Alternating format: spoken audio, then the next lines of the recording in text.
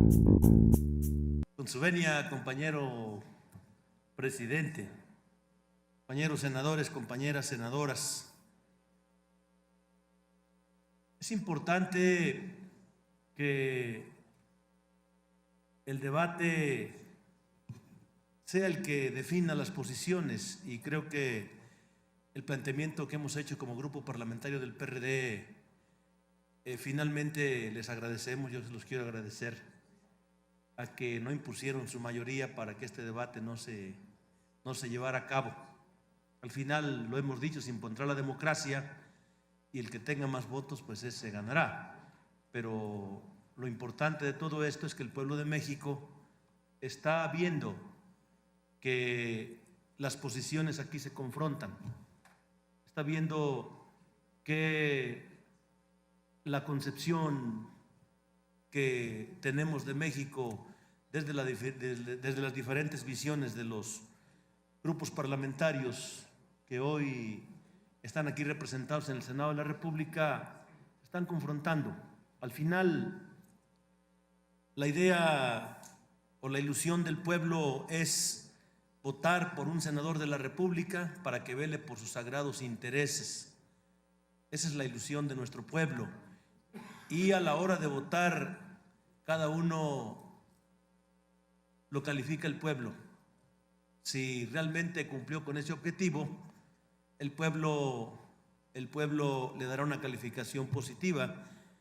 y si traicionó esas ilusiones, bueno, pues el pueblo igual le dará una calificación negativa. El juicio histórico ahí está, y ese no disculpa, ese no perdona, ese es objetivo y sanciona a partir de la conducta de cada uno de nosotros. ¿Por qué hago esta introducción? Porque sinceramente estamos preocupados. Hemos visto cómo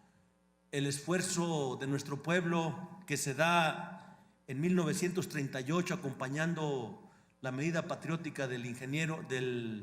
general Cárdenas, general Lázaro Cárdenas, se está siendo revertida. Las transnacionales en aquel entonces acosaban al pueblo de México, todo el petróleo que salía del subsuelo se lo llevaban y el pueblo estaba en la miseria absoluta. Incluso se negaban a obedecer las leyes de este país. Yo no creo que hoy haya cambiado esa situación de las transnacionales, y la legislación mexicana sin duda que va a verse violentada de manera permanente, y no creo, me gustaría que así fuera, pero no creo que el actual presidente tenga los arrestos para meter en cintura a las transnacionales que quieran perjudicar al país o que violen las leyes de nuestro país, aún estas que están aprobándose,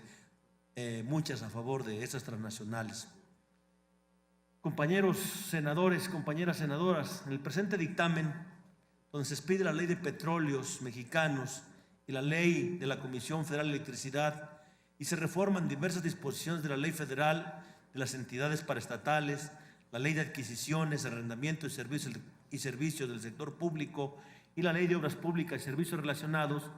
se debe destacar en relación con Petróleos Mexicanos y la Comisión Federal de Electricidad, en el marco de la reforma energética, que se ha optado por no tratarla como la empresa estratégica del Estado. La experiencia internacional ha demostrado que una empresa estatal fuerte puede ser el instrumento perfecto para adquirir transferencia de tecnología a favor del país, obtener recursos y no ceder en soberanía en este sector estratégico. Esta visión que plantea la reforma es distinta a la de otros países que, al abrir su industria petrolera, utilizan a su empresa estatal no solo como un instrumento de su política energética, sino como un factor que les da poder en sus negociaciones con las petroleras internacionales. El marco jurídico y el discurso oficial tratan de dar la idea de que será una empresa más, que después de las asignaciones obtenidas en la ronda cero tendrán que participar en las licitaciones de los contratos que deseen obtener, concursando en igualdad de condiciones con los demás licitantes, lo cual es absurdo, considerando que no tenemos que llegar a ese contrasentido, ya que Femex y la Comisión Federal de Electricidad son empresas nacionales y el país es nuestro. Muchos de estos países utilizan a su empresa estatal para firmar los contratos con las petroleras privadas, logrando la limitación de responsabilidad a la que estamos comprometidos. Pero más importante que esto, muchos países obligan a las petroleras internacionales a asociarse con su petrolera estatal en cualquier contrato petrolero, canalizando un flujo adicional de recursos al Estado mediante las utilidades que se derivan de esa participación y provocando una transferencia de tecnología en favor de su empresa estatal. Quizá el caso paradigmático de lo que aquí se describe, como lo han citado ya varios senadores, es Noruega. Antes de los 60, Noruega no contaba con una industria petrolera. Cuando en 1969 se descubrió Ekofisk, el primer gran yacimiento noruego, el Estado atinadamente captó el mensaje de que lo que le convenía a sus intereses era la creación de una empresa estatal fuerte, Statoil, que con su propia tecnología fuera capaz no solo de desarrollar sus campos, sino de competir en la industria internacional. Ante la falta de experiencia, crearon un sistema de asociaciones en donde lo primordial no era la producción, sino la transferencia de tecnología. Por cada ingeniero de las transnacionales debía haber por lo menos 2 de la empresa noruega. Fueron así recibiendo tecnología internacional y desarrollando una propia que los ha convertido en una de las principales petroleras del mundo. Todo lo contrario de lo que plantean los dictámenes que hoy discutimos. Petróleos Mexicanos y la Comisión Federal de Electricidad, ante una visión reduccionista que los coloca como una empresa más que competirá en la igualdad de condiciones con los otros participantes de la industria, lo que en realidad es falso, ya que a Pemex se le obliga a cumplir con las obligaciones que sus competidores privados no tendrán, como la injerencia del Ejecutivo Federal y lo que representa en términos de un presidencialismo centralista. La realidad queda muy lejos del modelo teórico de un gobierno corporativo, ya que un consejo de administración bajo el modelo que presenta la ley centraliza la toma de decisiones en el Ejecutivo Federal, aunque se diga lo contrario, lo que contraviene las recomendaciones internacionales en esa materia, ya que el modelo de gobierno corporativo está diseñado para regular las relaciones entre los accionistas, la administración y dirección de una empresa, y se centra principalmente en los derechos de los accionistas,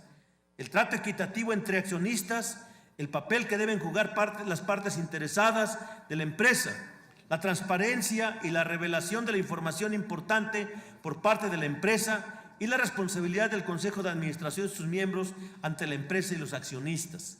El gobierno corporativo está diseñado para alinear los incentivos entre los administradores y los accionistas de una empresa, especialmente ante la existencia de diversos accionistas con múltiples intereses, de tal forma que se protejan los derechos de los accionistas, se transparente la administración de la empresa y se responsabilice a los miembros del Consejo de Administración de una empresa por sus malos manejos. A través de dichas medidas, los principios de gobierno corporativo buscan maximizar los recursos de la compañía.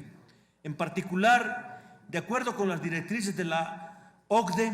sobre el gobierno corporativo de las empresas públicas, el Estado debe confiar la administración de la empresa en el Consejo de Administración correspondiente y evitar transferir en la administración día a día de la empresa. Lo anterior no implica que el Estado no participe en la conducción de las actividades de la empresa, sino que únicamente emita alineamientos o políticas generales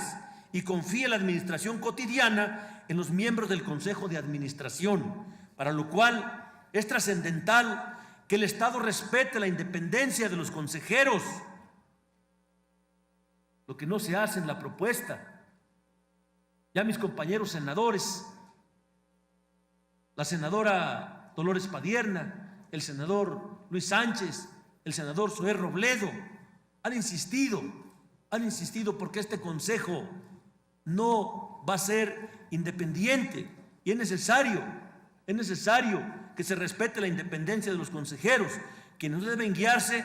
por sus intereses políticos al momento de tomar decisiones. Y lo que va a suceder, compañeros senadores, compañeras senadoras, al deberle el favor al ciudadano presidente,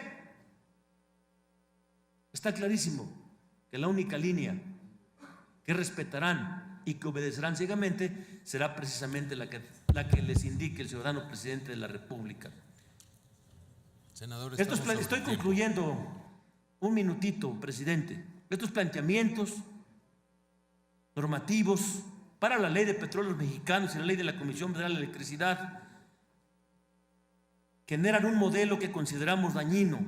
No podemos excluir normas como la Ley General de Bienes Nacionales para la desincorporación de activos que se transfieren a estas empresas productivas, que significan grandes inversiones hechas por el Estado mexicano y que pudieran ser despilfarradas por un consejo de administración irresponsable. La relación de estas empresas debe ser claramente señalado que los dividendos que les impone la ley serán a favor del Estado, no del gobierno. Finalmente, tenemos que destacar que la omisión de incluir al Instituto Mexicano del Petróleo, ignorando el artículo 17º transitorio de la iniciativa de ley de petróleos mexicanos, nos genera la incertidumbre de una visión parcial limitada, donde se olvida la parte sustancial que implica la investigación en el desarrollo de la ciencia y la tecnología en el sector.